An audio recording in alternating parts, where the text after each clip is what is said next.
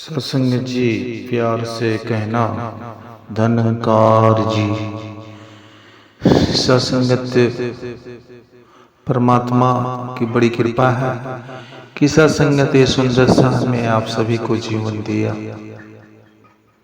सत्संगत एक मौका दिया कि जा इस दुनिया में तुझे हमने कुछ वर्षों का समय दिया, तुझे कैसे जीना है वो तेरी मर्जी होगी, लेकिन तू एक बात का ख्याल जरूर रखना कि यह इंसान जो तू करेगा ठीक मैं उसका फल दूंगा।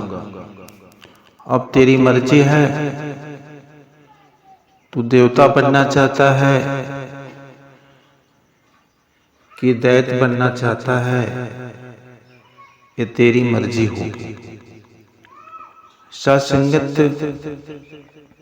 परमात्मा हम सभी बंदों से खोज कैसे होंगे, तो फिर सत्संगत किसी महापुरुष ने कहा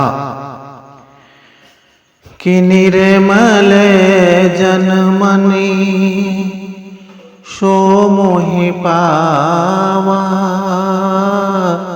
मोहि कपटो छल छिद्र न भावा। तो सत्संग तो उस महापुरुष का यही संकेत रहा कि परमात्मा जिस प्रकार से निर्मल है, निराकार है, उसमें मल नहीं है, तो फिर सत्संगत हम सभी बंदों को भी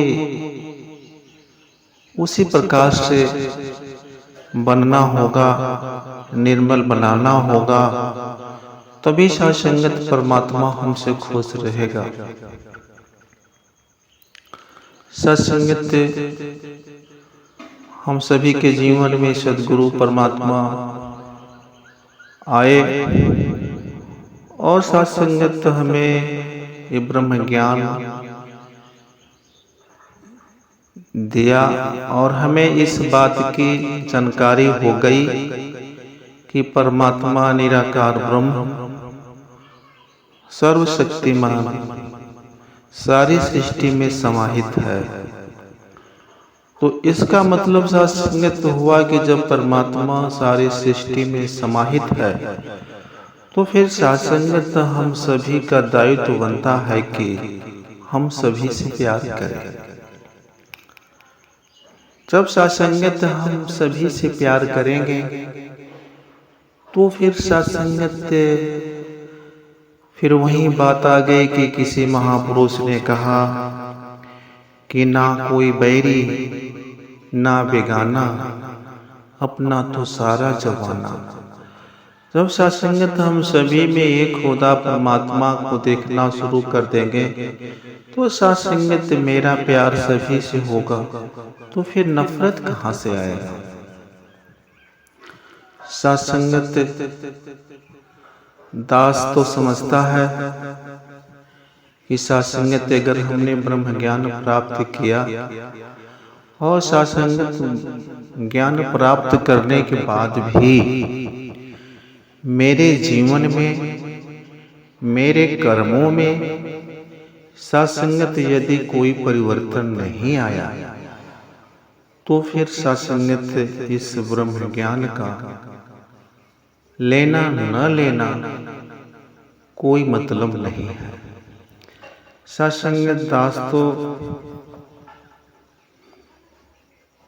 जानता है कि बाबा जी ने हमें प्यार से महात्मा का एक पद दे दिया, उपाधि दे दी, तो सत्संगत हम महात्मा बन तो गए बोल से।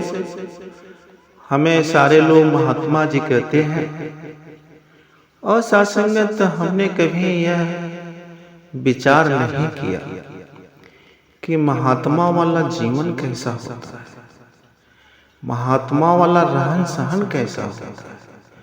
महात्मा वाला खाना पीना कैसा होता है। साथ संगत दास समझता है कि साथ संगत 90% अभी हमारे मिशन के भाई बहन जिस राह पे चल रहे थे, जैसे भी उनका जीवन था, अगर वो मीट खाते हैं, मुर्गा खाते हैं,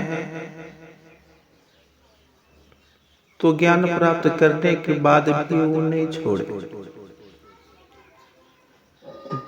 दूसरी बात संगत यह है कि बाबा जी ने ज्ञान के समय वो जो तीसरी बात बताई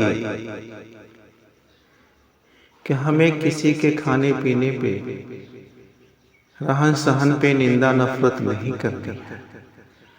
साथ संगत आप सभी महापुरुष पढ़े लिखे ही होंगे, तो साथ संगत तो बाबा जी का संकेत, बाबा जी के वचनों को हमने समझा नहीं। बाबा जी का मतलब था कि किसी माने दूसरा होता है, कि दूसरा अगर खाता पीता है तो उससे मुझसे कोई मतलब नहीं है। मुझे अगर मतलब है तो अपने से हम अपने आप को सुंदर बनाएं। अगला सुंदर नहीं बनता है तो हम मुझसे क्या मतलब है, वो सुंदर बने या न बने। ठीक है कि किसी ने कहा कि मैं कोकर से राम का भुगना मेरा काम, तो महापुरुष जो होते हैं अच्छी बात बताते हैं कि भैया इस तरह से हमें जीवन जीना है जब परमात्मा जर्रे जर्रे में है। दूसरी बात है कि सत्संगत परमात्मा ने हम इंसान के लिए जितना जीने का खाने का व्यवस्था बनाया सत्संगत, वह किसी भी जीव को नसीब नहीं है कि परमात्मा ने हमारे खाने के लिए सत्संगत कितना व्यवस्था किया है। तो सत्संगत दास बस कुछ न करते हुए बस यही चाहता है कि जो भी भाई इस वीडियो को देख रहे हैं, अगर वो ज्ञान प्राप्त करने के बाद अगर उनका जीवन शाकाहारी है तो दास ऐसे महापुरुष को दंडोत नमस्कार करता है, धन निरंकार कहता है। और सत्संगत जो भाई अभी ज्ञान प्राप्त करने के बाद उनके जीवन में ये सुधार नहीं हुआ, संतों वाला जीवन नहीं बन सका, तो उनसे मेरा रिक्वेस्ट है कि ये जो जीवन है पल दो पल का है। परमात्मा निराकार निर्लेप है, उसमें कोई मल नहीं है। जिस घट में परमात्मा रहता है या आप उसको प्राप्त करने की कोशिश करते हैं, तो सत्संगत परमात्मा निराकार हमारे इस मन मंदिर में कैसे आएगा। जहाँ पे सत्संगत निर्मल नहीं है, मल है, तो फिर सत्संगत परमात्मा आ नहीं सकता। तो दास सभी महापुरुषों के श्री चरणों में अरदास करता है कि आप अपने जीवन को सुंदर बनाएं और जैसा हमारी सद्गुरु चाहती हैं वैसा मेरा जीवन हो जाए। प्यार से कहना, धन्यवाद जी।